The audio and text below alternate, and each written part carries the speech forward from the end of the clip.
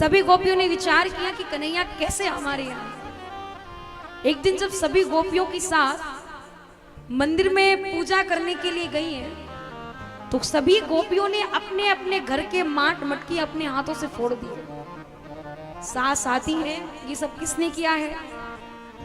बहुएं तो शांत हो गई सास को देखकर, और सास तो सास होती है। अच्छा, सास का अर्थ क्या होता है आप लोग जानते हो? सास का मतलब क्या होता है? किसको कहते हैं सास? अच्छा, किन किन की सास बैठी है मुझे हाथ उठा के बताओ। तो फिर बताओ सास किसको कहते हैं? अनुभव होगा। किसको कहते हैं सास? आप बताओ महाराज। मैं बताऊं?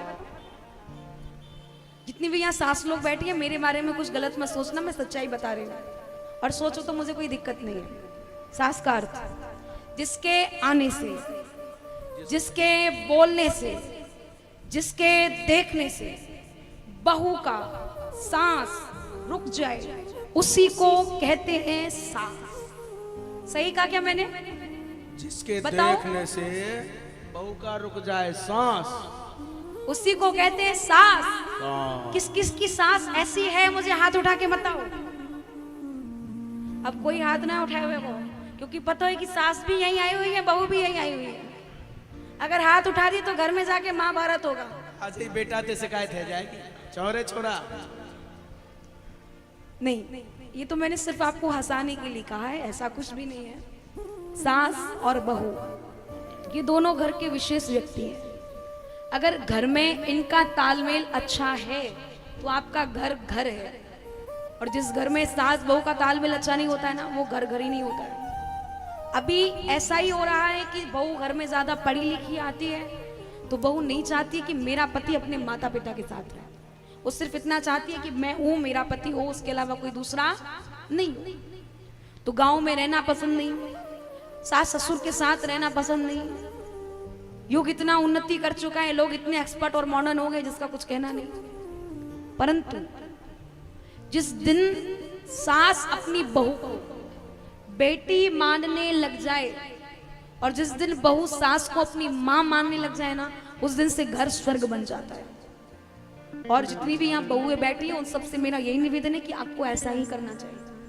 थोड़ी गलतियां तो सास की होती हैं, ऐसा नहीं कि सास महान होती है, होती भी है, पर कुछ कुछ गलतियां सास करती है, और बहू का तो कुछ गलतियों का कहना ही नहीं है। वो गलती की जगह फिर गलता करने लगती है। और एक बात बताऊं, जिस घर में बहू अपने मायके का, अपनी माँ का मोबाइल पर ट्यूशन लेती है ना, उस घर का बर्बाद होना तो निश्चित ही है। अगर आपको अपना घर स्वर्ग बनाना है ना, तो अपनी माँ से ट्यूशन लेना बंद करो, उस दिन से आपका घर स्वर्ग बनेगा। वरना तो घर में इतने कला, इतने कलेश होंगे जिसका कुछ कहना नहीं। पर माताओं के अंदर भी थोड़ी सी कमी होती है। अगर बेटा, छोरा अगर बहू का कहना माने, तो बुढ़िया माता कहती, बोले जा दिन से आइए मेरे छोरा के ऊपर जादू कर दे हो है, मेरा छोरा गुलाम है गयो है, मेरी तो सुने ही ना है, वही की सुने। और अगर जमाई बेटी का कहना माने, अरे मेरो जमाई तो लाखन में एक है, अरे मेरो जैसा जमाई तो भगवान सबन को दे। अरे भैया, जो आपकी घर में बहू है, उसकी जो माँ है, वो भी तो यही चाहती होगी कि आपका बेटा उसका कहना माने। फिर हम ये सब बातें क्यों सोचते हैं? ये सब जो हमारी मन की विडंबनाएं हैं, इनको खत्म करें, अपने मन को हमेशा निर्मल रखें, और परिवार में ज्यादा से ज्यादा प्रेम बना करके रखें। आपके घर में कलह, कलेश, अशांति सब कुछ खत्म हो जाएगी। गोविंद की कृपा, प्रभु की कृपा, माता लक्ष्मी की कृपा सभी के ऊपर बनी रहेगी।